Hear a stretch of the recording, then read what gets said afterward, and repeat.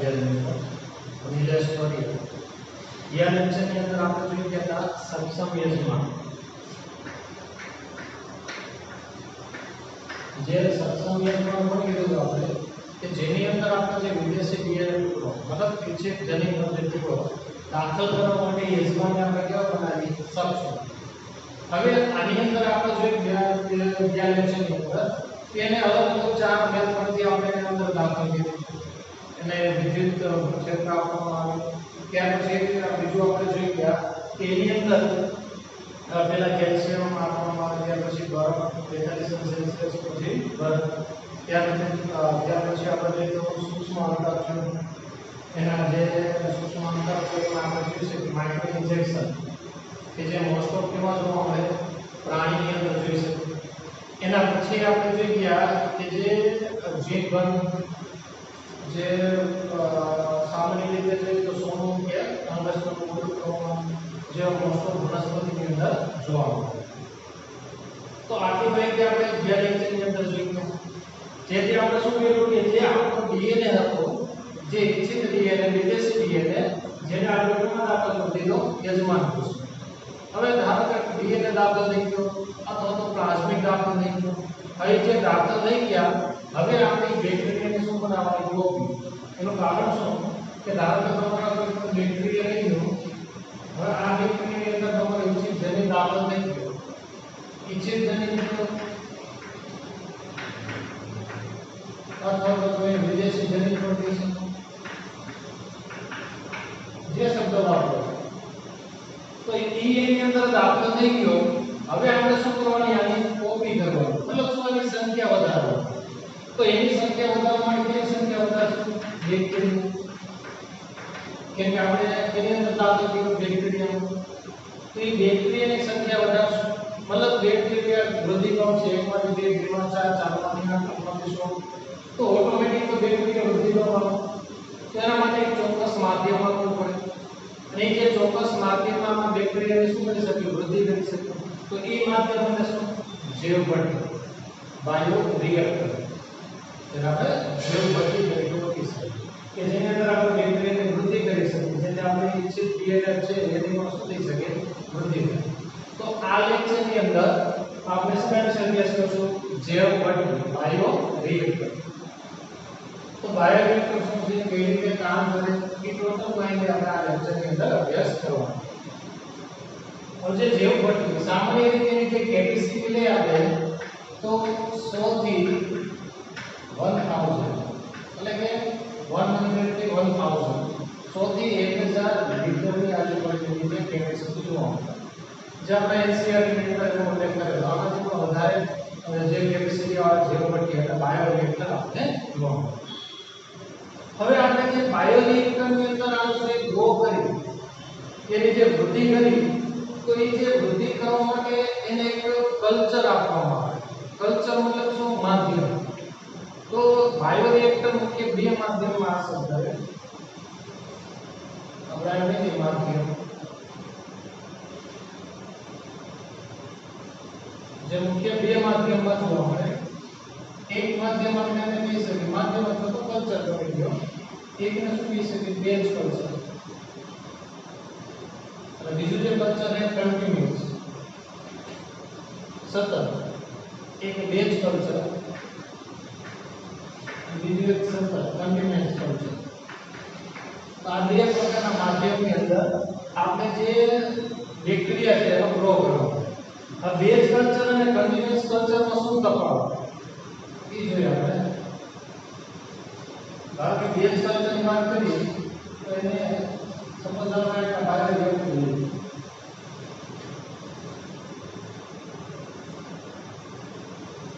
એ જ વસ્તુ અમારે આ બાયો રિએક્ટર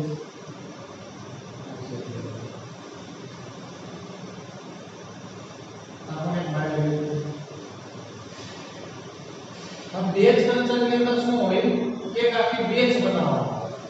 બેઝ મતલબ શું કે ધારો કે એક વિદ્યાર્થી 30 વિદ્યાર્થી એક બેઝ તો એ બેઝની અંદર ઓનલી કેટલા વિદ્યાર્થી હશે 30 થી વધારે ન હોય ઓછામાં એટલે ફિક્સ થઈ ગયું કે આટલા વિદ્યાર્થી રાખવાના એનાથી વધારે નહીં. એક બેઝ થઈ ગયું. એ જ રીતે બેચ કલ્ચર ની અંદર શું હોય કે એની અંદર એકવાર જરૂરી ઘટક નાખી દીધા પછી એને બંધ કરી દેવાનો જેથી બહારથી બીજા ઘટક નાખવામાં આવે નહીં. સપોઝ ધારો કે આની અંદર જે જરૂરી ઘટક નાખી દીધા મતલબ ન્યુટ્રિયન્ટ્સ ઘટકો જે જોતાના ઘટક દાખલ કરી દીધા આની અંદર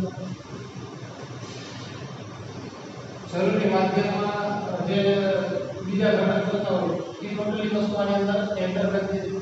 ત્યાર પછી આની અંદર શું દાખલ કરી દીધા આપણે બેક્ટેરિયા જે બેક્ટેરિયા મેટ્રામાં હોય છે જનીન એને અંદર દાખલ કરી દીધું. તો આ સંપૂર્ણ દાખલ કરી દીધું ત્યાર પછી આને બંધ કરી દીધું. એટલે શું કરી દીધું? બંધ કરી દીધું. આ બંધ કરી દીધું રાસાયણિક ની એક આખી બેચ છે.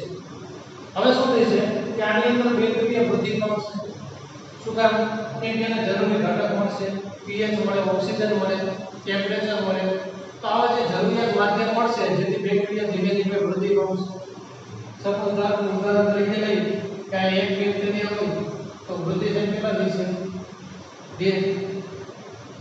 2 માંથી 4.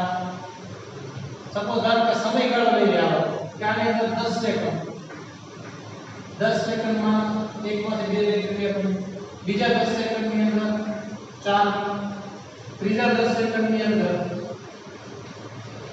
4 માંથી કેટલા બનશે? 8.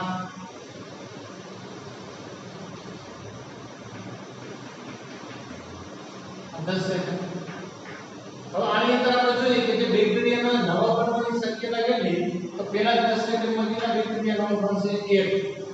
હવે તમને પ્રશ્ન થાય કે એકમાંથી 2 બને તો એક તો હતો આ એક હતો નવો ત્યાં નવા કેટલા? 1. સમજો નવા બેક્ટેરિયા કેટલા? 2 માંથી 4 બનશે પણ 2 તો ઓલરેડી હતા તો 2 આવી ગયા. વધારે કેટલા બન્યા? 2. હવે 4 માંથી 8 બનશે 4 તો ઓલરેડી હતા નવા કેટલા આવ્યા? 4. તો ધીમે ધીમે આ રીતે શું થાય સેકન્ડ પ્રમાણે કે જેમ જેમ સમયગાળો વધતો જાય પહેલા 10 સેકન્ડ, બીજી 10 સેકન્ડ, ત્રીજી 10 સેકન્ડ, ત્યારબાદ 10, 20, 30, 8 આપણે સમજો. તો જેમ જેમ સમયગાળો વધતો જાય એમ એમ બેક્ટેરિયા શું થાય? ગ્રો. હવે આનો આપણે આલેખ દોરી તો કયા પ્રકારનો આલેખ આપણને જોવા મળે? જોઈ લો. જે બેચ કલ્ચરનો આલેખ છે. બેચ કલ્ચરની અંદર મેં વાત કરી પ્રમાણે તેને જે બંધ કરી દેવાનો આ તે એક વખત એને જરૂરિયાત ઘટક અને જરૂરિયાત જે ચીજ વસ્તુ દાખલ કરી દીધી પૂરું પછી એને બહારથી દાખલ કરવામાં આવતું નથી. એને આપણે બેચ કલ્ચર તરીકે આપણે ઓળખીશું. હવે આની અંદર આનો જે ગ્રાફ આપણે જોઈએ તો ગ્રાફ એના વર્સિસ સમય t વર્સિસ એના જે વૃદ્ધિનો દર. હવે આની અંદર જો એનો ગ્રાફ આલેખ કરીએ આપણે તો શરૂઆતમાં એનો દર કેવો છે? ઓછો. એનું કારણ શું? પહેલા 10 સેકન્ડમાં એક આવ્યો, બીજા 10 સેકન્ડમાં 2, ત્રીજામાં 4 નવા બેક્ટેરિયાની વાત. અને તેના પછીના જે 10 સેકન્ડની વાત કરી તો કેટલા થશે? 8. પછીના 10 સેકન્ડની વાત કરી તો 16, 32, 64, 21, 216, 512. તો ધીમે ધીમે શરૂઆતમાં દર કેવો હતો? ઓછો. પછી ધીમે ધીમે એનો દર કેવો થાય? વધતો જાય. તો શરૂઆતમાં ઓછો ત્યાર પછીનો દર ધીમે ધીમે વધતો જાય અને અમુક સમય પછી સ્ટેબલ થઈ અને ઘટે. અમુક સમય સ્ટેબલ થઈ અને ઘટે. એનું મુખ્ય કારણ શું? કે જરૂરી ઘટક હતા.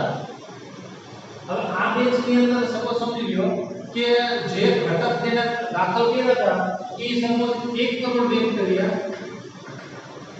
1 કરોડ બેક્ટેરિયા જે વૃદ્ધિ પામે એટલી જરૂરી ઘટક હતા એનાથી વધારે હતા પ્લસ બીજું કે આની અંદર 1 કરોડ બેક્ટેરિયાની વૃદ્ધિ થાય એટલી જ જગ્યા હતી બસ હવે એનાથી વધારે બેક્ટેરિયા ગ્રો થઈ છે કેમ કે આ જે આના છે આ ધીમે ધીમે વૃદ્ધિ પામશે પણ જગ્યા એક જગ્યાનો પ્લસ બીજું શું છે કે એની અંદર જરૂરી ઘટક ઘટતા જાય. ત્રીજું એની અંદર ઓક્સિજન જેનું પ્રમાણ શું થાય? વધતું છે. જે બેક્ટેરિયા વૃદ્ધિ પામે એને શું કરે? નાશ કરે. જેનો જે ગ્રાફ કેવો છે? ઘટતો. તેનો ગ્રાફ કેવો આવશે? શરૂઆતમાં ધીમો, વચ્ચે હાઈ, જ્યારે એન્ડ ટાઈમ આવે ને તે શું થાય? ઘટતો. મતલબ એનો જે આલેખ કરી એ આપણે મળશે S. S આલેખ આપણે કયો આલેખ કીધો? સિગ્મોઇડ આલેખ તરીકે ઓળખી શકીએ. જે મંદગતિ, ઝડપી અને સ્થાન, આ ત્રણ અવસ્થાની અંદર જે બેજ કલ્ચર આપણે જોવા મળે. તેના પછીનો જે ભાગ છે આપણે કન્ટિન્યુઅસ કલ્ચર. કન્ટિન્યુઅસ એટલે શું કે બેજ કલ્ચર થી થોડોક ફેર, નામ પર તમને ખ્યાલ આવી જશે. જે કન્ટિન્યુ એટલે કે જે સતત જરૂરી ઘટક મળતા એને આપણે શું કહે કન્ટિન્યુઅસ કલ્ચર. તો આની અંદર બે ભાગ જોવા મળે.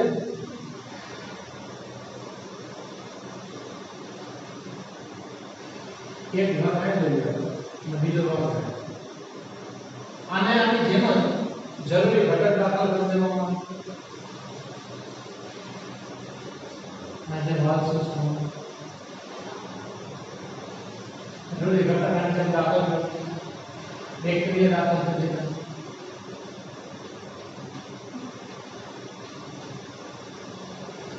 આ રીતે એનો ઘટક ત્યાર પછી pH મેન્ટેન, તાપમાન મેન્ટેન, આ બે વસ્તુ છે જરૂરી ઓક્સિજન, આ બધી સુવિધાને પૂરી પાડો. હવે આની અંદર આની જેમ શરૂઆતમાં જે વૃદ્ધિનો દર ઓછો હશે, ધીમે ધીમે વધતો થશે. તો આનો જે આપણે ગ્રાફ દોર્યો આ આની જેમ સમય t વર્સિસ વૃદ્ધિ ગ્રોથ.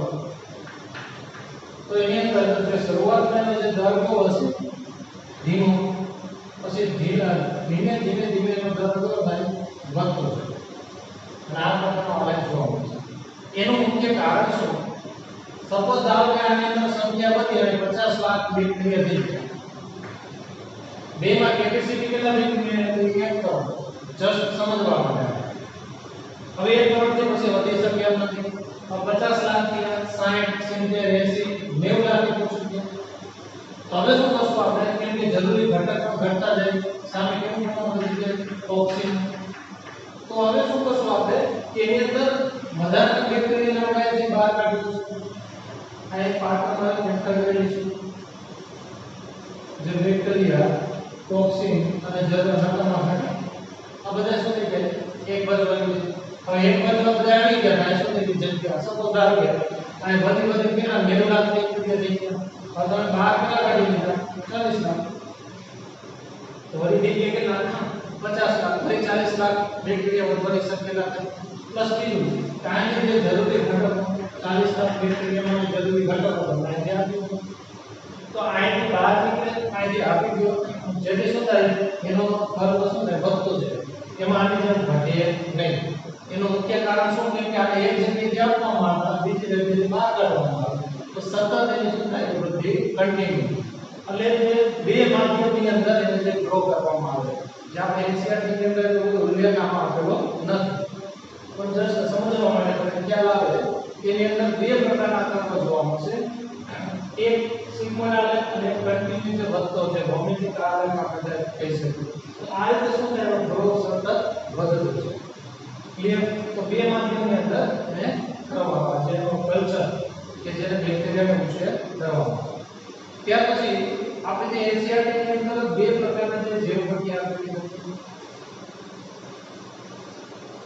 એની અંદર એક જે જૈવભટ્ટી જે નામ આપેલું છે એ છે તમને એક જે જૈવભટ્ટીની અંદર જે નીચેનો જે કર્વ આકાર એનો જોવો તો એક વળાંક સ્વરૂપ આપેલો છે, એક સીધો આપેલો છે.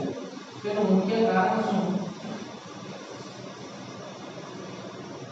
એમાં આપણે લઈએ એક આ પ્રકારનો અને બીજાની અંદર સ્ટ્રેટ સીધો જ આપેલો. મોસ્ટ ઓફ જે બાયોરિએક્ટરની અંદર જે ઉપયોગ થાય એ આ પ્રકારના જે જૈવભટ્ટીનો ઉપયોગ કરવાનો. ત્યાર પછી અંદર રોડ સાથે જે લીવ્સ પાંખી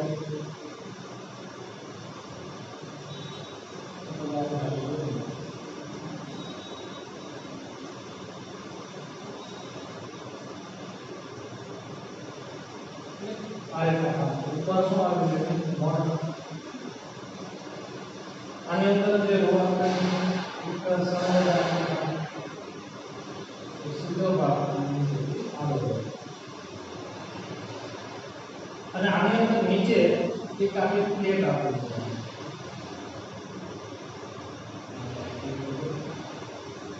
આ પ્લેટ આપેલી આ પ્લેટ ની અંદર હોલ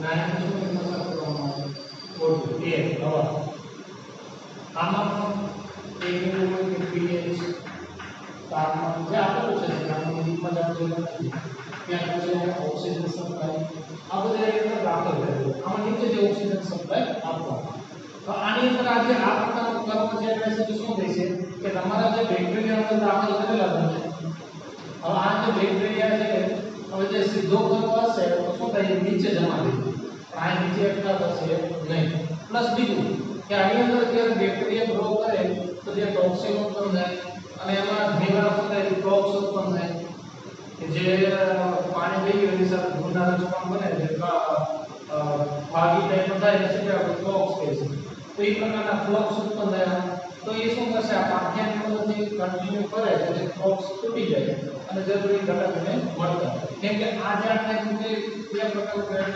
ઝાડ પ્રકારનું એટલે બંનેને શું પૂરું કરવું પડે ઓક્સિજન આપવામાં આવે રેડી તો આ રીતે આપણે સપ્લાય કરવામાં આવે ત્યાર પછી બીજી બાજુ સેમ્પલનો ભાગ આપેલો એટલે કે આ જે ગ્રો થયો તો એની અંદર એ સેમ્પલ લઈ લઈએ અને આપણે જોઈ શકીએ કે બેક્ટેરિયા વૃદ્ધિ પામે છે અથવા તો એની સાથે ટોક્સિન કેટલા પ્રમાણમાં વધી જો ટોક્સિન વધારે થઈ ગયું હોય તો એને આપણે અલગ કાઢી દઈશું એ પ્રકારના બે ની અંદર સેમ્પલિંગ ભાગ જોવો આની અંદર નીચેથી ઓક્સિજન આપવામાં આવે એર નીચેથી એર આપે અને આ જે રોડ છે એ ફ્લોક્સને તોડવાનું કામ કરે બંનેની અંદર એક કામ આ મેન્યુઅલી આ મોટરથી ઓટોમેટિક કામ થાય આ પ્રકારનું ખાલી અમારે જે ડિફરન્સ જોવા મળે બીજું કાંઈ છે નહીં પણ ખાસ આપણે યાદ રાખવાનું કે બે પ્રકારના કલ્ચરની અંદર થાય એક બેચ કલ્ચર અને બીજું કલ્ચર આપણે લઈએ કે જે કન્ટિન્યુઅસ કલ્ચર જે બે કલ્ચરની અંદર એને ગ્રો કરવાનું તો આ રીતે બેક્ટેરિયાની વૃદ્ધિ જીવકોટીમાં થઈ જાય એટલે કે એની સંખ્યા વધી જાય તો ત્યાર પછી એને શું કરીએ આપણે અલગ લઈએ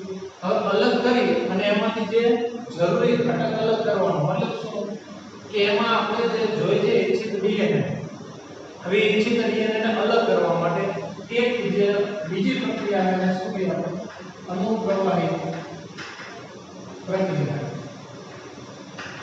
જેને ઇંગ્લિશમાં કહી શકીએ ડાઉનસ્ટ્રીમ પ્રોસેસ જે એનસીઆરટી ની અંદર જે નીટની અંદર પ્રશ્ન પૂછાઈ ગયો હતો ડાઉનસ્ટ્રીમ પ્રોસેસ તો ડાઉનસ્ટ્રીમ પ્રોસેસ એટલે સાવ સામાન્ય પદ્ધતિ છે બીજું કંઈ છે નહીં એ પદ્ધતિની અંદર કે ધારો કે તમે આજે જીવકોટીની અંદર બેક્ટેરિયા ગ્રો થઈ ગયા સાથે તમારો ઇચ્છિત ડીએનએ ભાગ ગ્રો થઈ ગયો તો એને તમે એક સેમ્પલની અંદર લઈ લો આની અંદર આ બેક્ટેરિયા અમુક પ્લાઝમિડ અમુક તમારા છોટા ઇચ્છિત ડીએનએ સમુદાય કારણે ઇચ્છિત ડીએનએ છે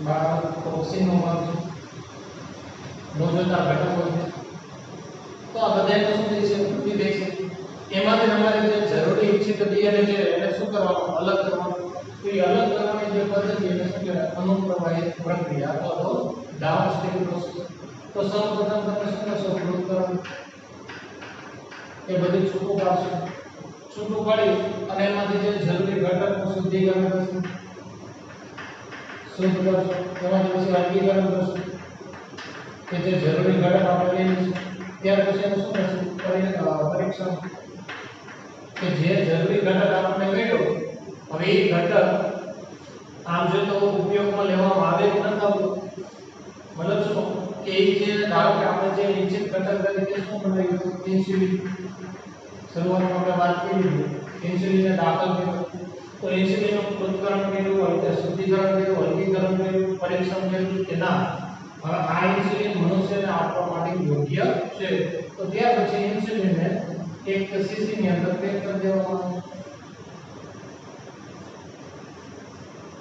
આ ઇન્સ્યુલિન આની અંદર દાખલ કરી સીસી માં પેક કરી દીધું હવે આ ઇન્સ્યુલિનને ત્યાર પછી કેમ આગળ પરિણામમાં જે ડાયાબિટીસના દર્દી હોય તેને ઇન્જેક્શન કરીને આપવામાં આવે તો આજે બાયોરિએક્ટરની અંદર જે વૃદ્ધિ પામેલા આપણે જે ઇચ્છિત જનીન હોય એને આપણા જે યોગ્ય બનાવવા માટે જે જરૂરી નકામા ઘટક હોય કે જેને આપણે હવે જરૂર નથી એને આપણે આમાંથી અલગ કરવાની જે પદ્ધતિ હોય એ બધી કેમાં આવશે અનુપ્રવાહી પ્રક્રિયા જેને આપણે શું કહીએ ડાઉનસ્ટ્રીમ પ્રોસેસ તરીકે આપણે ઓળખી શકીએ રાઈટ તો આ પ્રોસેસ થી આપણે શું કરી શકીએ અલગ કાઢી શકીએ ક્લિયર તો આની અંદર બસ આ છે આનાથી વિશેષ કઈ છે ને એટલું બધું ખાસ મેં તમને વાત કરી એમ હજી રિપીટ કરું કે એની અંદર બે કલ્ચર ખાસ યાદ રાખજો એક બેચ કલ્ચર અને બીજું કન્ટીન્યુઅસ કલ્ચર બેચ એટલે એક આખી બેચ બનાવી દીધી કન્ટીન્યુઅસ એટલે શું સતત તેને જે જરૂરી ઘટક આપવામાં આવે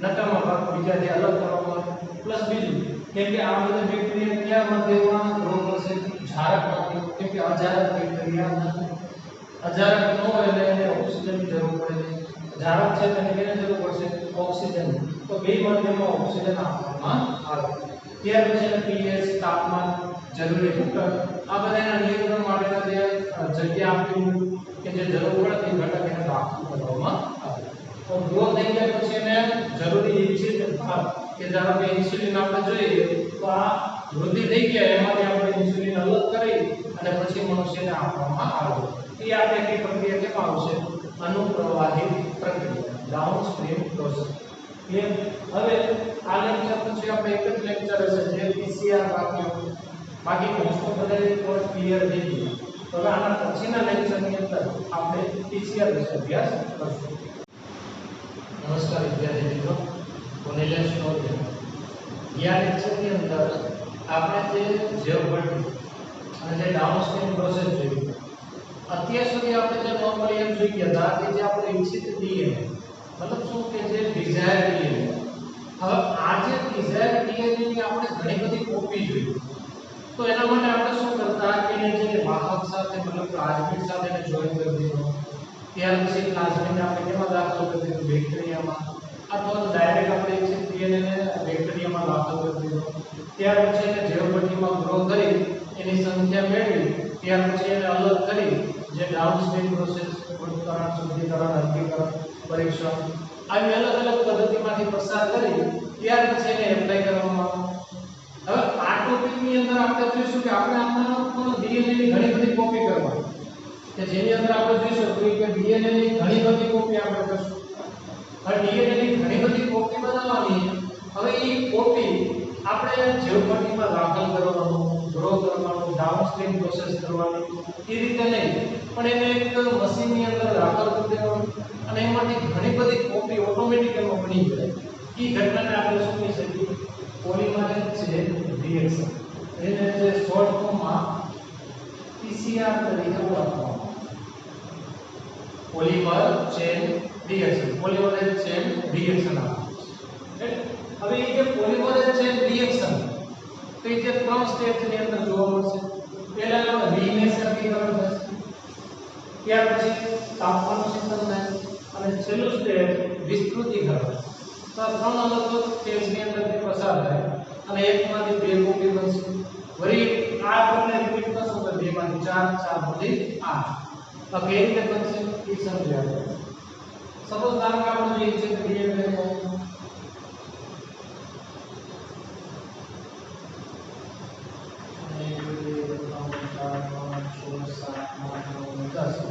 दस पे नीचे बीच में पेड़ का भाग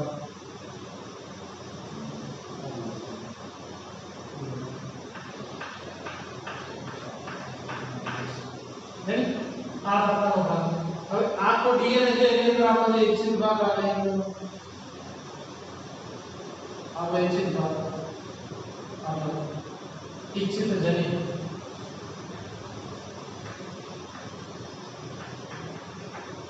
अथवा विदेशी अथवा विजय शब्द આનો નામ લઈ આજે 353 5 હવે આને જ્યારે આપણે મશીનમાં દાખલ કરી તો મશીનમાં દાખલ કરવા માટે આપણે જરૂરી ઘટક દાખલ કરવું જરૂરી ઘટકની અંદર લઈ શકીએ એક બફર સોલ્યુશન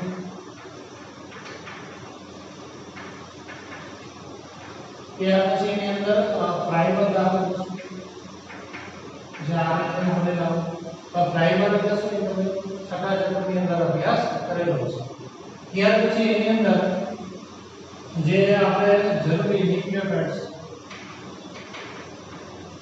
ન્યુક્લિયોટાઇડ્સ ના જે બેઝ મતલબ થઈ ગયા A T C અને G એ દાખલ કરવામાં આવે એના પછી જોઈએ તો DNA પોલિમરેઝ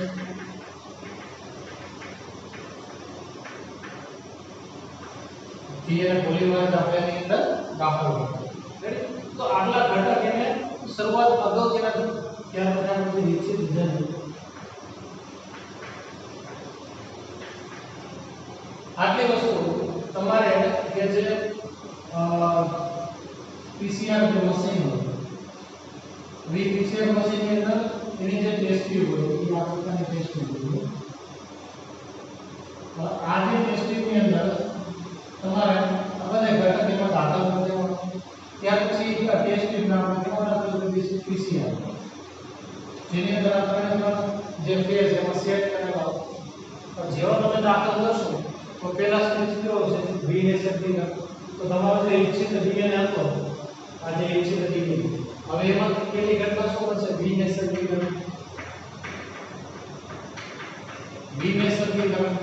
જે એવરેજ ટેમ્પરેચર 90 થી 94 સેલ્સિયસ ની આજુબાજુ ઘણી બધી રેફરન્સ બુક ની અંદર તમે જોશો તો દરેક ની અંદર ટેમ્પરેચરમાં થોડું વેરિએશન આવશે એનું મુખ્ય કારણ શું કે આ ફિક્સ પરફેક્ટ ટેમ્પરેચર હોય કારણ કે તમે આ રિએક્શન કયા માધ્યમમાં કરો સપોઝ ધારો કે ઠંડા વિસ્તારમાં કરો તો તમારે ટેમ્પરેચર વધારે રાખવું પડે એ જ રિએક્શન તમે રણ વિસ્તારમાં કરશો તો ટેમ્પરેચર ઘટાડવું પડે એટલે કયા માધ્યમમાં કરો એના આધારે એનું ટેમ્પરેચર નક્કી રહે પણ એવરેજ 90 થી 94 સેલ્સિયસ વિનેસર્ગીકરણની પ્રક્રિયા થાય પણ જેવું ટેમ્પરેચર મળશે તો તમારો જે આ ડીએનએ નો ભાગ હતો જે ડબલ સ્ટ્રેન્ડ શોર્ટ ફોર્મ આપણે શું કે DSDA double strand DNA double strand એટલે આ એક શૃંખલા અને બીજી શૃંખલા બે શૃંખલા થાય એટલે ડીએસડીએનએ કહી શકાય પણ જેવું વિનેસર્ગીકરણની પ્રક્રિયા થશે તો આ જે સ્ટ્રેન્ડ જે જોઈન્ટ થયેલા હતા બંધ કે સપોઝ તમે A છે તો નીચે T G છે તો C તો આ બે વચ્ચે જે બંધ હતા આ બે બંધ હોય આ ત્રણ બંધ હોય તો આટલું ટેમ્પરેચર મળશે તો બધા બંધ શું થાય તૂટી જાય અને બે શૃંખલા કેવી થઈ જશે છૂટી પડે આ બાય લઈ આ પહેલી શૃંખલા અને બીજી શૃંખલા રાઈટ જે આનો ક્રમ લઈ કે આ 5 થી 3 આ 5 થી 3 આ બે જ લઈ પેલા 10 કરીએ 2 3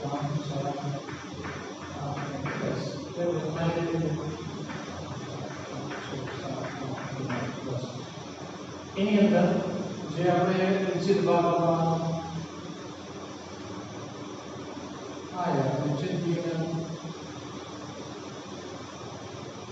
ક્લિયર તો આની અંદર વિનેસર્ગીકરણની અંદર બીજું કાંઈ નહીં કે જે ડબલ સ્ટ્રેન્ડ હોય એ સિંગલ સ્ટ્રેન્ડમાં રૂપાંતર આઈ સિંગલ બે શું કરી તમે છૂટા પડી હવે પહેલું સ્ટેપ તો વિનેસર્ગીકરણ બીજું શું આવશે તાપમાન સૂચન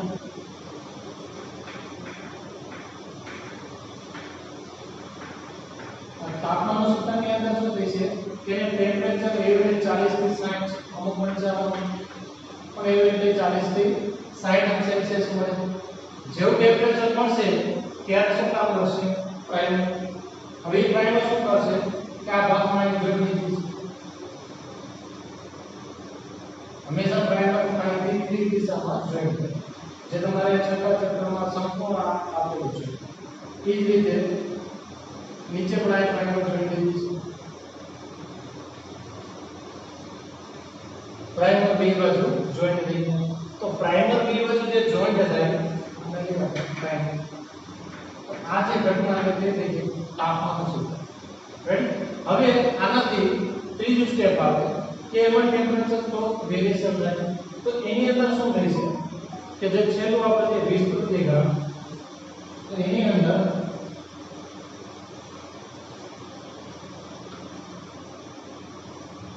છેલ્લું સ્ટેપ વિસ્તૃતીકરણ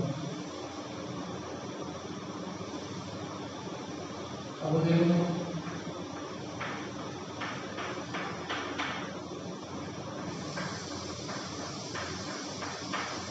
ત્યાર પછી આપણે કરવાનું 5 પ્રાઇમ 3 પ્રાઇમ 5 પ્રાઇમ 3 પ્રાઇમ ત્યાર પછી આપણે નીચે કરવાનું નીચે છે આપણે સીધું લાવ અને 5 ની દિશામાં શું થઈ ગયું પ્રાઇમ આ પણ નીચે પ્રાઇમ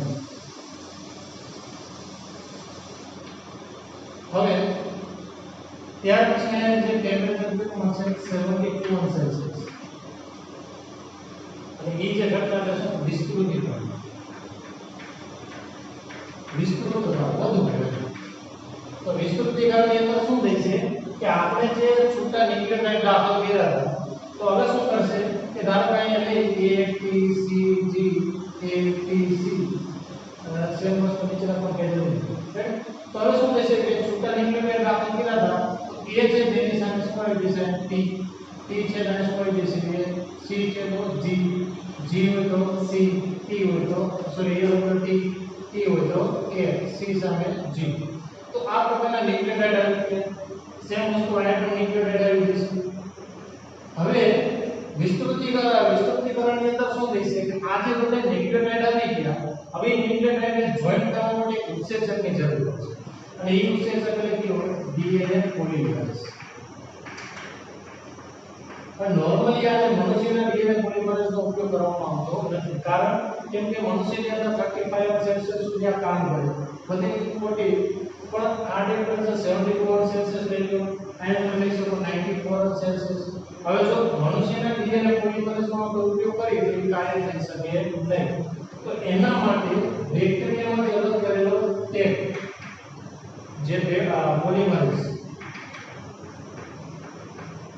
જે ટેગ પોલિમરેઝનો ઉપયોગ કરવામાં આવે જે હાઈ ટેમ્પરેચર પર શું થઈ શકે એક્ટિવ રહી શકે જેથી શું થાય કે હવે આ જે બધા શૃંખલા જે બેઝ એકબીજા સાથે જોઈન્ટ થયા એને સ્ટ્રેટની અંદર આ સંપૂર્ણ રીતે આ રીતે જોઈન્ટ કરી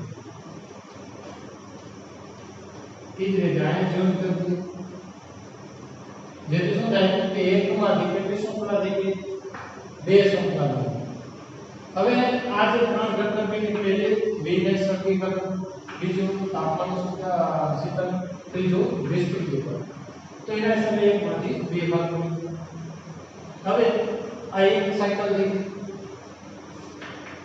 આ સાયકલમાં બીજી સાયકલ કરશો તો ત્રણેય સ્ટેજ રિપીટ થશે તો આમાં ત્રણેય સ્ટેજને જોઈ લીધી જે સાયકલ વિનિશ્ચિતીકરણ કરશો તો આ બે શૃંખલા સુધી ઉડી જશે અમે આ રીતે શૃંખલા સુધી ઉડી આ ઉપરનો ભાગ આ જોજો નીચે છે એ જ રીતે આ શૃંખલા પણ છૂટી ઉડી આ ઉપરની સ્ટેજ ના નીચેનો ભાગ ત્યાર પછી સેકન્ડ સ્ટેપ આવે છે તાપમાન શીતલ તો આની અંદર આપણે બે સ્ટેપ માટે બે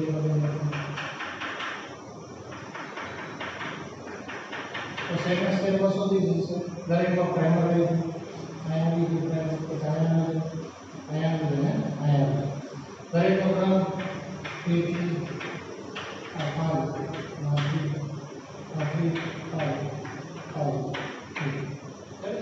જે ક્રમ છે એ રિપીટ ક્રમ